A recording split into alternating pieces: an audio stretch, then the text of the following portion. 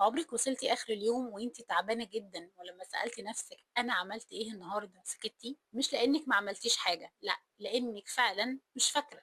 والغريب إن أكتر الأيام اللي بيحصل فيها كده مش الأيام الفاضية، بالعكس دي الأيام اللي من أول ما فتحنا عينينا وإحنا بنجري فيها، طلبات، مكالمات، شغل، بيت، أولاد، وفي الآخر برضه بنحس إن اليوم اتبخر. فأنا عندي سؤال، لو إحنا فعلًا كنا مشغولين طول اليوم، فاليوم راح فين؟ بُصّي، أنا النهارده مش جاية أقول لِك اعملي جدول ولا اصحي الساعة 5 ولا اكتبي ليستة المهام الفلانية، أنا عايزاكِ تعملي حاجة أبسط من كده بكتير. تعالوا نعيش يوم من أوله لآخره سوا، يوم عادي جدًا شبه أغلب أيامنا، لا هو يوم مثالي ولا كله إنجاز. كل شوية هنوقف ونسأل سؤال صغير، إيه اللي حصل هنا؟ لأن الحقيقة اليوم مش بيضيع مرة واحدة، اليوم بيتسرب مننا حتة بعد حتة، ولو عرفتِ بيتسرب منين هتبُصّي ليومِك بطريقة مختلفة تمامًا. فيالّا نبدأ.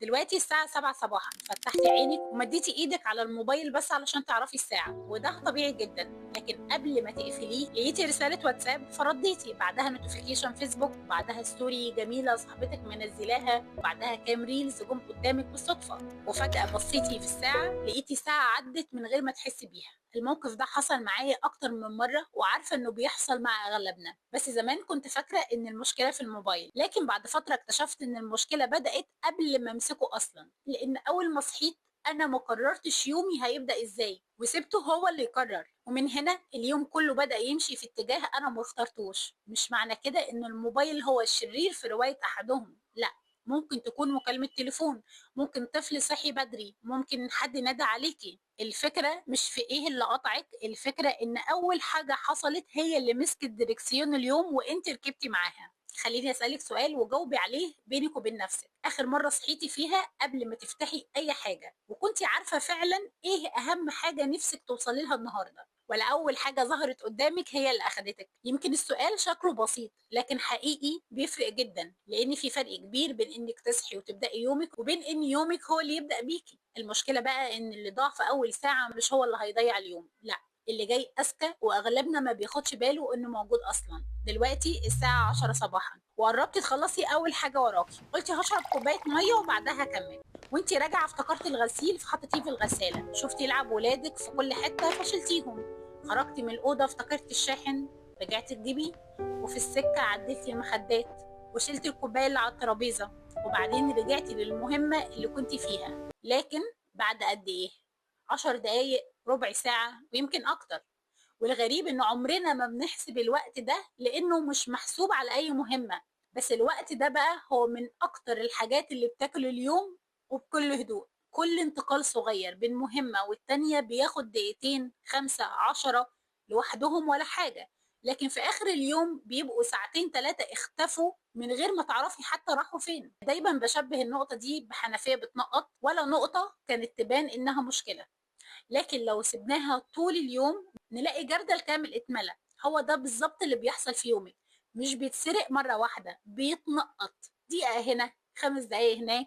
وانا عارفة انك دلوقتي هتقولي لي ما هو انا كنت بعمل حاجات فعلا، وده صح، لكن بعد شوية هنكتشف ان الانشغال نفسه ممكن يخدعنا، وده الجزء اللي اول ما هتفهميه هتبدأي تبصي لأيامك كلها بطريقة مختلفة. بس تعالوا الأول نكمل اليوم. دلوقتي الساعة 12 الظهر وانتي من أول اليوم بتعملي حاجات وما عدتيش تقريبا، لكن اسمحي لي أسألك سؤال صغير، لو وقفتي دلوقتي وبصيتي على أهم 3 حاجات كنتي ناوية تعمليهم النهاردة، كم واحدة منهم خلصت؟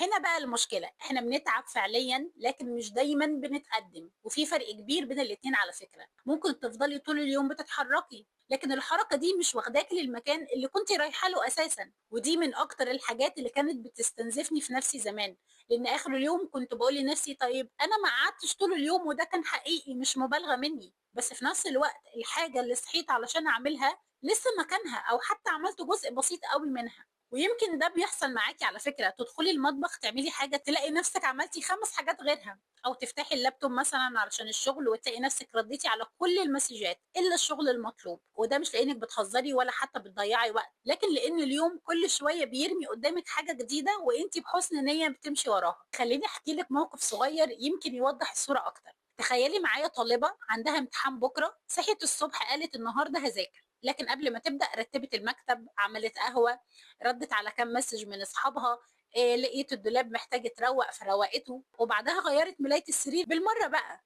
أكيد بعد كل ده هي محتاجة تاكل، دخلت المطبخ تجهز أكل وغيره، ولما بصت في الساعة اليوم خلص تقريبا. طيب، هي تعبت؟ اه طبعا تعبت. اشتغلت؟ اه.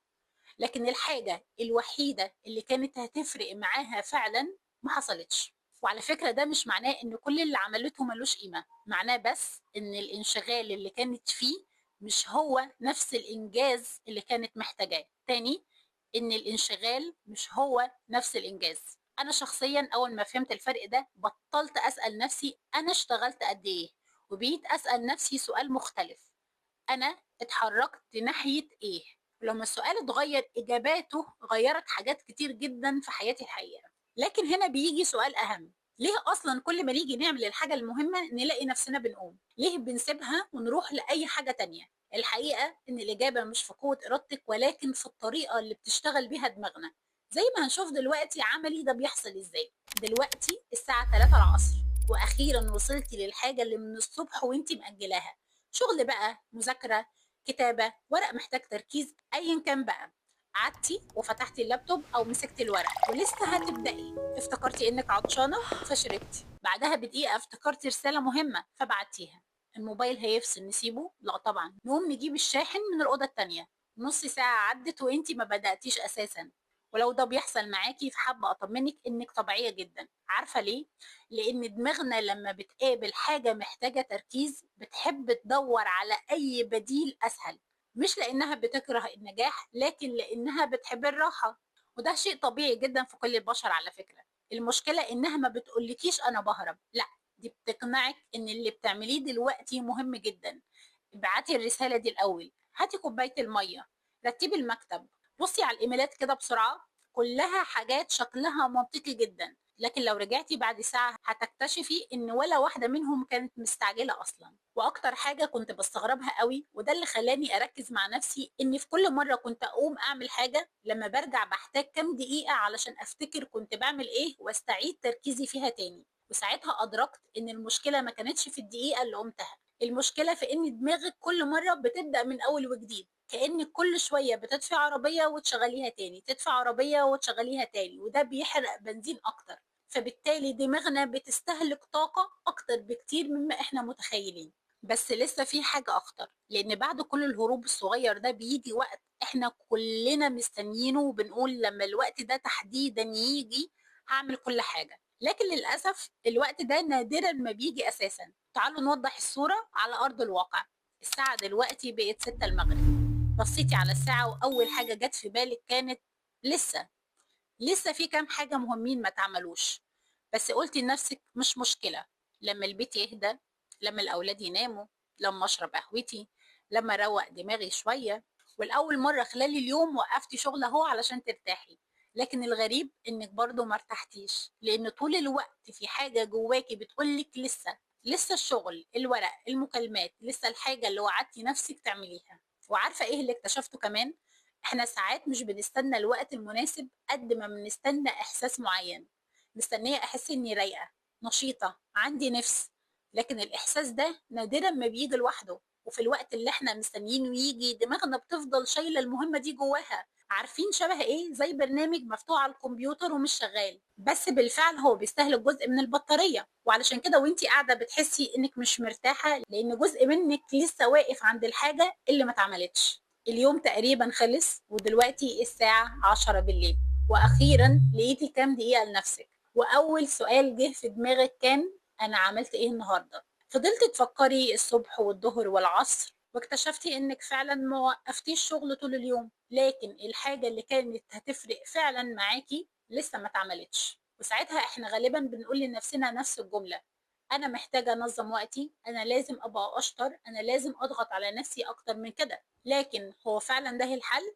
ولا يمكن المشكلة ما كانتش إنك محتاجة وقت أو مجهود أكتر قد ما كنتي بس محتاجة تشوفي اليوم كان بيروح فين؟ فاكرة أول الفيديو لما مسكت الموبايل وقلتي هرد بسرعة وضيعتي ساعة على الموبايل بدون ما تحسي؟ وقتها الساعة دي كانت تبدو صغيرة جدا، لكن لما مشينا في اليوم كله مع بعض اكتشفنا إنها كانت أول حجر دومينو وقع، وبعده كل حاجة بدأت تقع. شوية وقت راح بين كل مهمة والتانية، شوية راحوا في حاجات ظهرت فجأة، وشوية راحوا لأن دماغك كانت بتحاول تهرب من الحاجة الصعبة، وشوية راحوا إنك مستنية اللحظة المناسبة.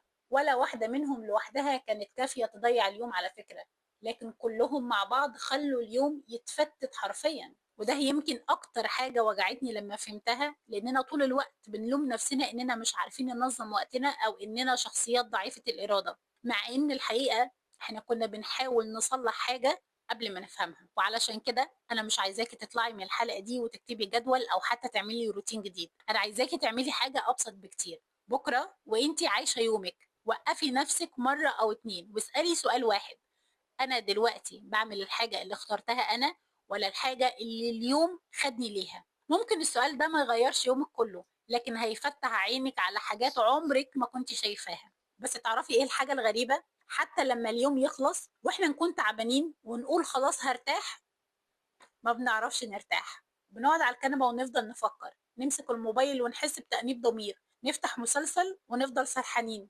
وأوقات كمان ننام عدد ساعات كويس قوي ونصحى كأننا ما ارتحناش ولا دقيقة. ليه؟